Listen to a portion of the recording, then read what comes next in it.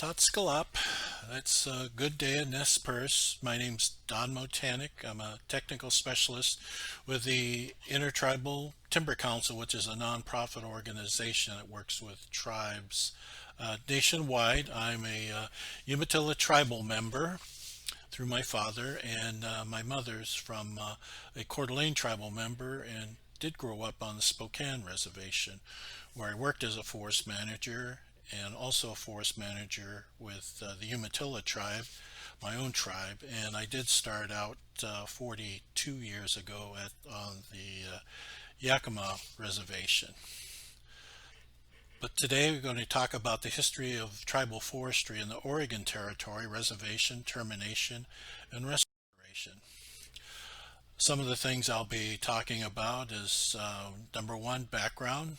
Number two, the Doctrine of Discovery 10 Elements, the Oregon Trail, Indian Wars, the 1850 Land Donation Act, the Railroads and the Morrill Act, treaties, reservations, and how the Oregon and Washington Constitution impacted the tribes and the forests. Also, number six, termination, the restoration area between 1950 and 1980, and some of the tribal laws between 1990 and 2018. And then finally, a forward to sharing a new memory and image. This is George Erasmus, an Aboriginal leader from Canada, where common memory is lacking, where people do not share the same past, there can be no real community. Where community is to be formed, common memory must be created. Litigation is no way to build a community. So today is really helping folks create a common memory. The Doctrine of Discovery, here are some of the 10 elements that I heard the class had a session before this. But number one is first discovery, where a European country actually claimed some land, and the Lewis and Clark actually had a branding iron during their trip, and they came out into the Oregon Territory and actually branded trees along the way to claim for the United States. One of the important things of discovery is contiguity, and that's where a European nation can actually claim a whole watershed. So in this case it was the Columbia River, so the United States had joint claims of discovery between the British and the United States for the whole territory that included parts of British Columbia, Oregon, Washington, Idaho, and parts of Montana. The other part of discovery the Europeans utilized with Doctrine of Discovery is terra nullius, that the land was unused. This is part of the title, is actual occupancy and current possession. One of the things that the European countries had to do is actually have their population occupy the land with a certain amount of population and actually build one of the reasons why they built forts, especially at the mouth of the rivers, to claim the whole watershed. Preemption of European title, that's where the European country was the only, when they had a claim, that European country could claim the title and only work with the indigenous people of that land. And in the United States today, it's 25 U.S.C. Code, Section 177, that still utilizes this part of the Doctrine of Discovery. There's the European title, but the Indian title is the rights to occupy the land or use the land, but not actually have title to the land. Tribal limited sovereign rights was with a discovery nation, and that's something that limits tribes from utilizing their sovereign rights on an international basis. Number 8 was conquest. If the indigenous people didn't sell the land, the European countries acquired the title by, quote, just wars. And in this case, this shows a photograph of the 1907 14th Cavalry patrolling Willow Lake, Oregon, based out of Walla Walla to ensure the Nez Perce tribe would not return to this property that was in the state of Oregon. One of the things with the Oregon Trail that caused the Indian Wars in 1841, there was 700 wagons. 1845, 3,000 wagons. Part of that increase of wagons was the start of Land Donation Act, where property could be acquired and taken from the tribes without any payment. The other thing is there was no blacks allowed in the territory of Oregon, and the Oregon Trail was utilized until 1844. The population grew from 1841 from 700 up to 52,000 in 1860, which was in 19 years. That 50,000 was required for Oregon to become a state in 1859. During that time, from 1832 to 1844, this is just an example. Many tribes suffered this, but the population for the Kalapuya tribe in northwest Oregon was reduced from 13,500 to 300 due to measles. Because of the measles and outbreaks, the tribe started fighting with the European settlers, and just to list some of the wars: Cayuse War, Rogue River War, Modoc War, Nez Perce War, and the U.S. has been at war with tribes at that time from 1776 until 1924. 148 years the U.S. was at war with tribes. The last two items of the Doctor Discovery is civilization and Christianity. And Christianity, one of the favorite Bible quotes of the Founding Fathers, according to Robert J. Miller, Indian law professor from Arizona State University, is Genesis chapter 1, number 28. Fill the earth and subdue it, rule over the fish in the sea, the birds, the sky, over every living creature that moves on us.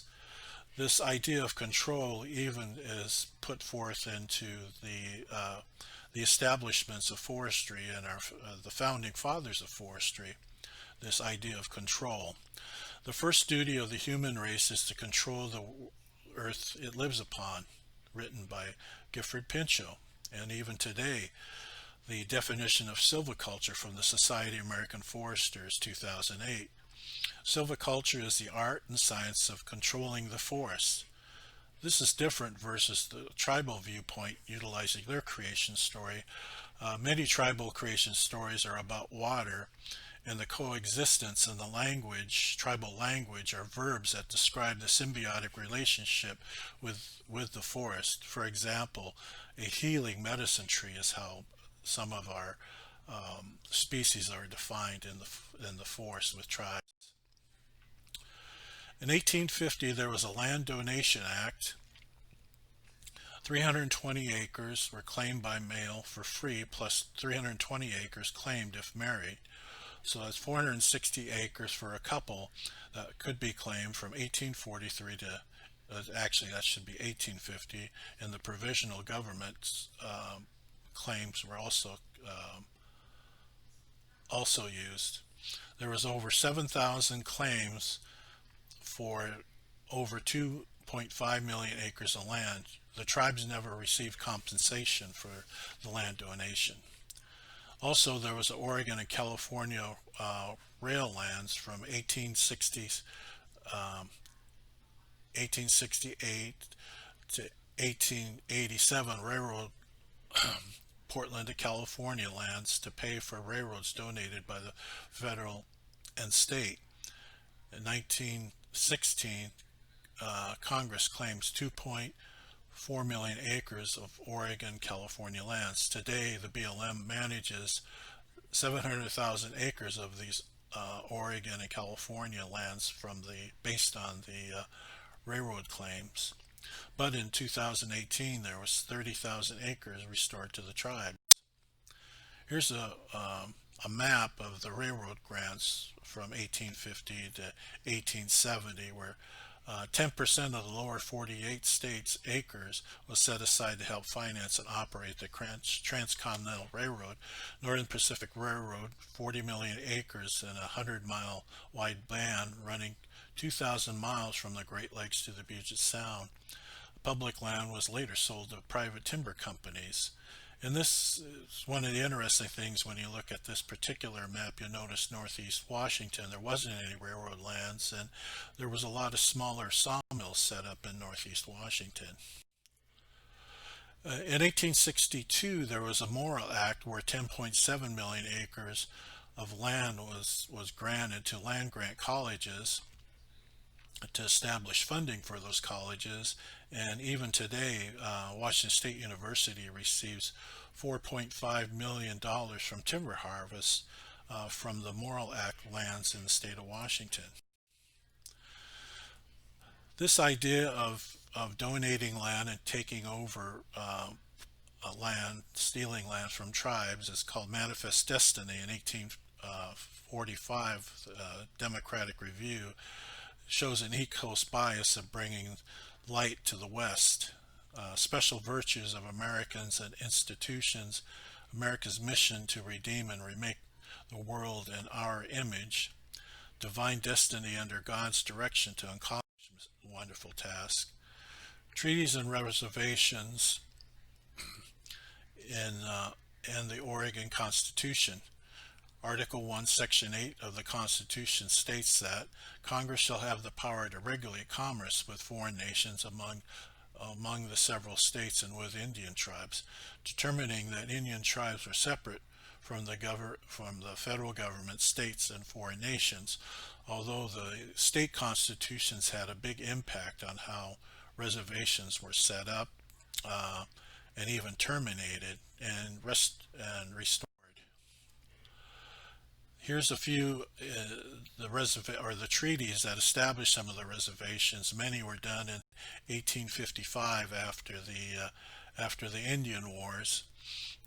Umatilla, Warm Springs, coast reservations that was along from Tillamook to Douglas County. That the coast reservation was actually 125 miles long, and now it's been reduced to three agencies, the Grand Roncelets, and there was a sub-agency for Coquille and Cow Creek. There was a Coos, Lower Umpqua, Siuslaw. So some of the Oregon reservations, and the Klamath was established with the 1864 treaty. There was actually a Malheur reservation that was established by an executive order instead of a treaty that was 1.8 million acres, but that's been reduced down to 770 acres for the Burns Paiute tribe. The treaties, as I mentioned before, were impacted from the Oregon and Washington Constitution. 1866, Oregon banned all interracial marriages. I mentioned before that the Oregon Territory had actually removed the black African American people from Oregon, but moved them up to the state of Washington. In 1868, there was the ban on interracial marriage in the Washington Territory was lifted. So there was, as far as the blacks, and actually Oregon tried to move most of the tribal people north of the Oregon border. In 1887, there was a General Allotment Act, the Dawes-Severdy Act. The act ended the treaty area, and access allotments were sold off to more lost land for tribes, but the allotments were each tribal member would receive 40 to 80 acres per tribal member, and it depends on some of the reservations have many allotments, some of the tribes have very few or no allotments. In 1889, Washington gained statehood, and the state constitution included a ban on racial discriminations in school. So you can see as far as race relationship, it was much different between Washington and Oregon, and that will reflect, you'll see here, the reservations in Washington, the number of reservations and the land base in Oregon and Washington. This shows the 1850 Oregon and Washington territory. The termination era, Public Law 588, in 1954, 60 tribes in western Oregon were terminated, and Public Law 587 in 1954, the Klamath tribe was terminated, a separate public law. It was promoted by Douglas McKay, the Secretary of Interior, and Douglas McKay was also a former Oregon governor. He was Secretary of Interior during the Eisenhower administration. Then came the Restoration era, Public Law 93-638, 1975 Self-Determinant Education Act that gave started to return sovereignty back to the tribes, and also started the restoration area of some of the tribes in Oregon in 1980. There was a law that created a 3,063 acre Siletz Reservation. 1983, there was a Grand Ronde Reservation. 1984, the Kuslo or Umpqua Siuslaw restored trust status, and in 1986, the Klamath tribe received their trust status. 1989, the Coquille tribe, there was a Restoration Act.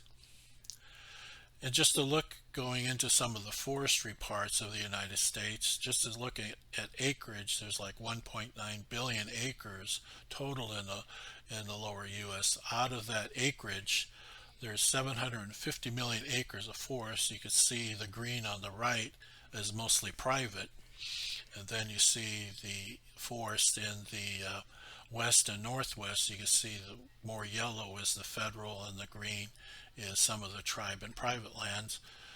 But there's 480 million acres of private land, 248 million of federal, 75 million acres of state, and 19 million acres of Indian Forest Trust land, and most of that is in the western United States. This is interesting that through the constitutions of Oregon or Washington and moving, keeping the white race in Oregon and moving the other races north of the Oregon border, you can look at the ownership acres in forest anyway, and you'll see that tribal forest is only 1.5% of the forest land of the 30 million acres of forest land. Only 1.5% is tribal. Versus you go up to Washington, you'll see the reservations that are much larger, and with their forests, there's 7% of the forests are tribal.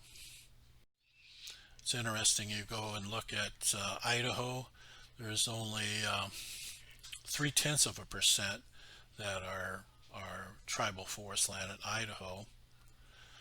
And then when you look at Montana, there's 5%. So you see a similarity between Montana and Washington, and a similarity between Idaho and Oregon. And it's interesting to note that Idaho, especially the southern part of Idaho, was part of that Oregon territory. Tribal forest laws from 1990 to 2008, part of the restoration era, is the 1990, there's a National Indian Forest Resource Management Act, a 10-year periodic assessment that has been done that's part of that act, in 1993, 2003, 2013, and then we're now working on the 2023 10-year periodic assessment for tribal forest lands. There's 8 mandated tasks or questions with this assessment. Those 8 tasks or questions are about funding, forest condition, training, sales, administration, planning, trust in overall recommendations. Two of the big issues in the past assessments were funding, where tribes received $3 an acre versus the Forest Service receiving $9 an acre, but tribes still have to follow some of the similar federal environmental laws. That's something people don't realize, that tribes do have the federal environmental laws to follow, but not receive the funding. One of the other issues is it's losing the capacity as a model as a forest just because there's a lack of funding. This shows the perspectives on forest land management, today's issue, a view on the border. To give you an example, on the left side is the Mescalero Reservation. On the right side is the Lincoln National Forest. This is down in New Mexico, just showing the dollars per acre. $2.82 per acre versus $8.57 per acre. The national forest is overstock stands, the tribal lands that are thinned, harvest, prescribed fires. There's a lower NEPA cost with tribes versus the high NEPA cost for the Forest Service.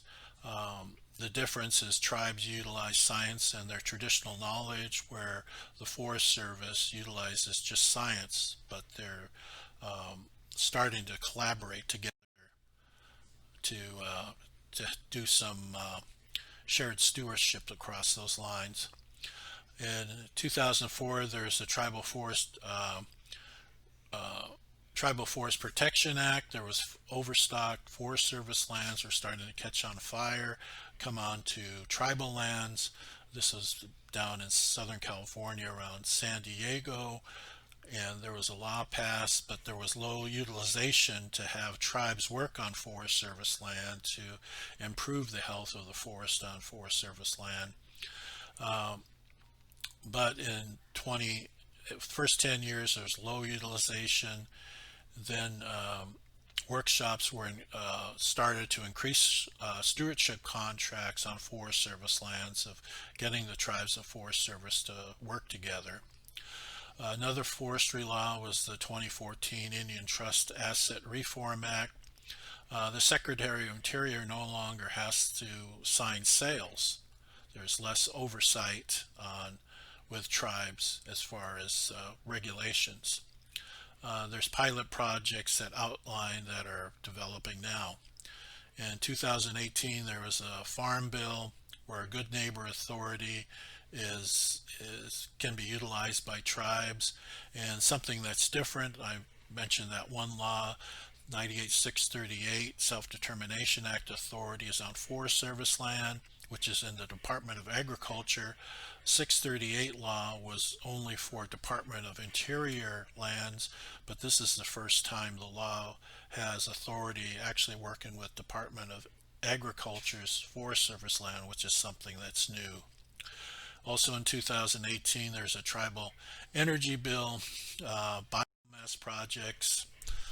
Also, with the tribal forestry laws that are new was the Western Oregon Tribal Fairness Act of 2018. I mentioned about those 60 tribes that were terminated and their forest land lost, but some of the BLM lands that have been transferred to tribes was 17,000 acres returned to Cow Creek Band of Umpqua, 14,000 plus acres to Coos Lower Umpqua and Sayusla Reservation.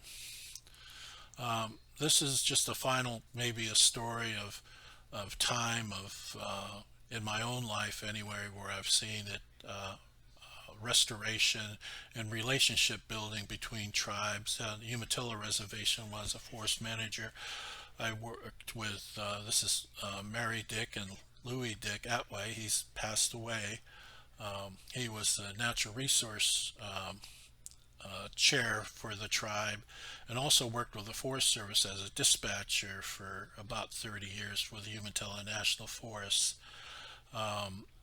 He worked as a dispatcher, worked with the Forest Service, State Forestry, and the tribe, and he always had would organize these safety meetings after work, and the safety meetings was just all the different organizations getting together for pizza after work, just to get together and talk, to build a safe space for everybody is what he called it. And his goal was to get the Forest Service to move their office onto tribal lands, and it took 30 years, but this is the East Oregonian newspaper of the National Forest Office moving to the Umatilla Reservation. This is back in 2012. I was there back in 1984, so this 30-year dream of Louis of getting the Forest Service to work better with the tribe and actually locate their Forest Service office on the reservation. It's the only one in the United States, but just watching that dream come true was something about being in those safety meetings and sharing memories and creating memory and community. Where I started out in the beginning, where common memory is lacking, where people do not share the same past, there can be no real community. Where community is to be formed, common memory must be created. As I mentioned before, George Erasmus, Aboriginal. With the final slide, yesterday, manifest destiny was controlling nature with science. Today and the future, decolonize and indigenize, coexisting with nature that includes science and traditional knowledge. Katsialia, thank you in this purse. It's time for questions and dialogue. Really appreciate the opportunity to speak with everybody today.